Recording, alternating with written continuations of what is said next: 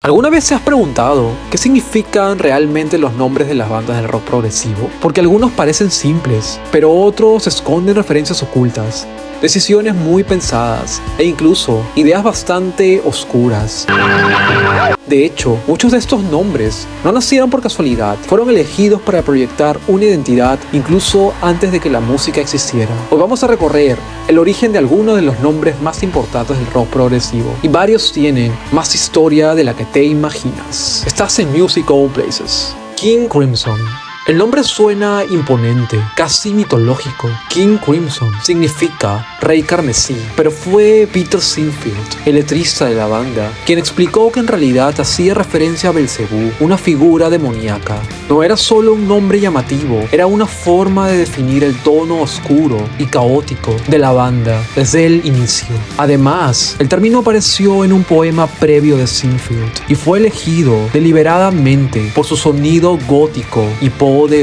Y aunque en este caso hubo una intención muy clara, otras bandas llegaron a su nombre de una forma mucho más improvisada. Y ese es el nombre de Pink Floyd, que puede sonar completamente inventado, pero viene directamente del blues. Syd Barrett unió los nombres de dos músicos, Pink Anderson y Floyd Council, y así nació Pink Floyd, un nombre casi improvisado que terminó siendo uno de los más importantes de la historia del rock. Ese cruce entre tradición y psicodelia definió también su sonido desde el inicio. Pero no todas las bandas se conformaban con algo tan simple y directo. Algunas querían que su nombre dijera algo desde el primer momento. Y esta fue Van der Graaf Generator, con uno de los nombres más extraños del prog. Hace referencia al generador de Van der Graaf, un dispositivo científico capaz de acumular electricidad estática. Un nombre técnico, casi académico, para una banda igual de intensa, experimental y muy reprimida, con canciones que parecen que fueran a explotar. Incluso la ortografía del nombre fue modificada con el tiempo, reforzando su identidad única. Pero no todos los grupos buscaban sonar tan fríos o científicos. Algunos preferían algo mucho más conceptual, como Genesis, que su nombre significaba origen, comienzo, y fue una elección bastante consciente. El nombre lo propuso su manager, Jonathan King, buscando transmitir la idea de un nuevo inicio, no solo para la banda, sino también para su sonido.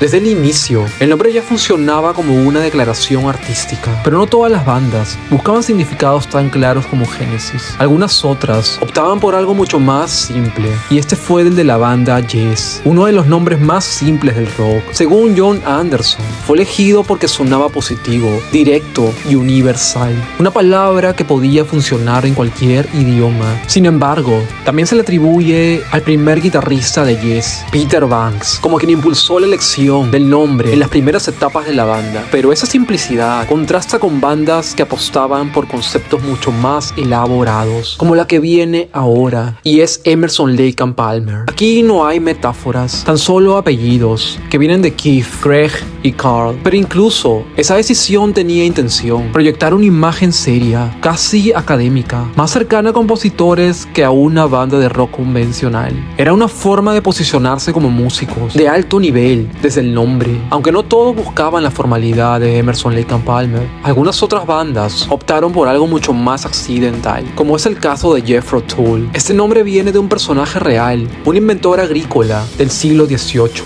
La banda lo adoptó en una etapa donde cambiaban constantemente de nombre, hasta que ese simplemente se quedó. El nombre fue asignado por su agente, no por la banda, para evitar el rechazo continuo que la banda sufría, y de esta manera la gente no asocia la mala racha a un nombre. Pero Jethro Tull nació como una estrategia de marketing, a diferencia de la que viene ahora, que nació sacada de la literatura, y es el de la banda Uriah Heep.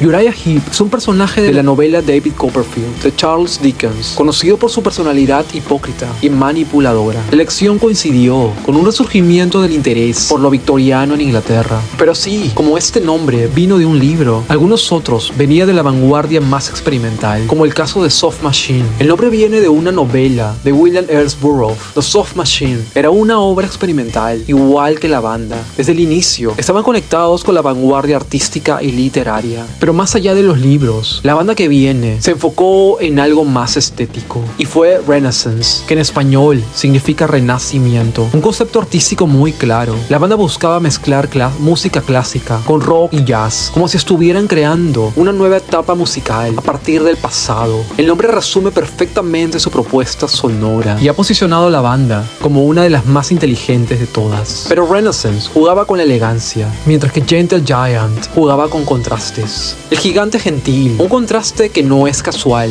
La idea era reflejar su música, compleja y poderosa, pero también delicada y precisa. Una dualidad que se convirtió en su sello y que nos hace pensar en ese pequeño personaje que vemos en la portada de su álbum debut. Ahora vamos con Caravan, que muchos dicen que el nombre está ligado a la canción de Duke Ellington, la cual lleva el mismo nombre, y esto es por la fuerte influencia que tiene el jazz americano en la escena de Canterbury. Otra lectura apunta a la idea de caravana como símbolo de movimiento constante, muy ligada al espíritu libre del jazz y estilos como el manouche. En fin, ningún miembro de Caravan ha salido a hablar de esto públicamente. Lo que sí es que de solo oír el nombre te transporta a un hermoso pueblo costero junto al Canal de la Mancha. Ahora vamos con Camel, que es un nombre corto, curioso y con más historia de lo que parece. Coincide con la marca de cigarrillos, lo que generó una asociación visual muy fuerte desde el inicio. Pero no, la banda no creó la marca. La marca ya existía desde hace mucho tiempo. Lo que sí pasó es que esa coincidencia ayudó a reforzar su identidad visual, especialmente en portadas y estética. Tampoco fue plagio, como algunos dicen. Encaja perfectamente con su sonido, accesible pero sofisticado. Pero ¿qué me dices de Atomic Rooster? Que literalmente significa gallo atómico. Un nombre muy extraño y bastante ambiguo. Mezcla astrología china con la obsesión nuclear de la época. Refleja directamente el contexto cultural de finales de los 60. También transmite una sensación de caos e intensidad muy acorde a su música. Luego vienen nombres más directos, como Kansas, que viene directamente del estado estadounidense, simple y al grano, pero con identidad. Representaba sus raíces y origen geográfico, así como también Rush, que significa prisa, impulso, un nombre corto,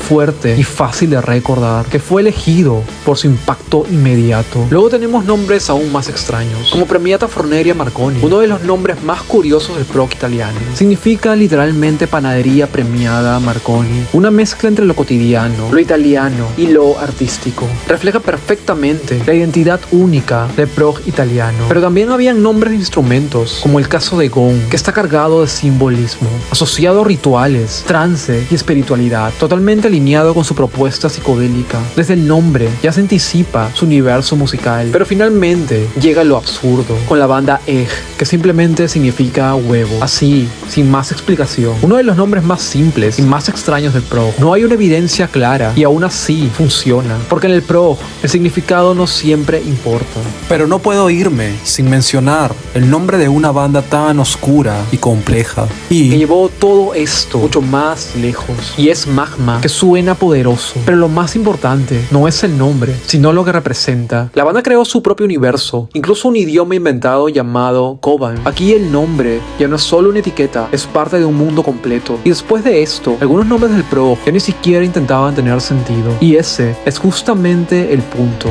de lo que significa todo este universo musical. ya le echas un vistazo a mis otros trabajos. Estás en Music on Places, un canal humano que te lee y te responde los comentarios. ¿Me apoyarías con un suscribir? Vamos, que no cuesta nada. Cuídate, nos vemos.